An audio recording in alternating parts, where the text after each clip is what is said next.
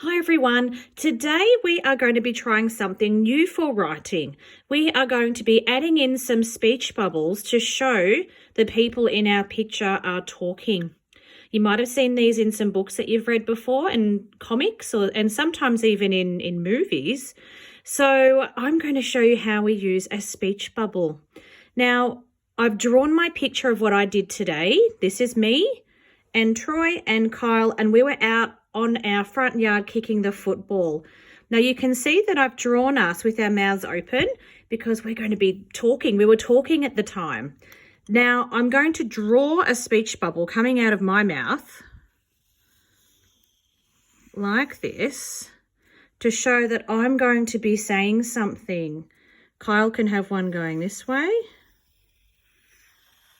And they can be any shape really, but just big enough so that your writing will fit inside. It's a real test to make our writing a bit smaller. All right, now you can have a practice of saying what you'd like to write in each speech bubble, but I already know that I'm saying kick it to me.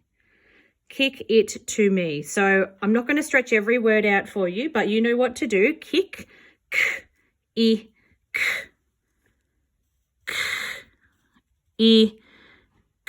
And today I'm just going to be doing what sounds right, not necessarily the right spelling. Kick it to me.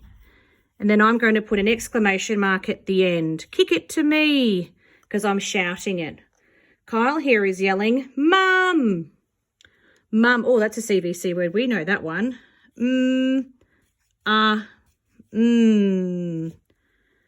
And Troy, he was saying, get the ball.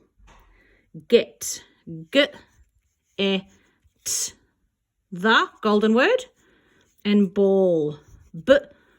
All. A-L-L, all. Get the ball. Okay, so can you see now that I have got speech bubbles for each of my characters showing what they were saying. This was me and something that happened to me. Now it's your turn to have a try. You are going to draw something that you did today and who you were with, and see if you can add some speech bubbles to show what the people in your picture were saying. We can't wait to see these. Good luck.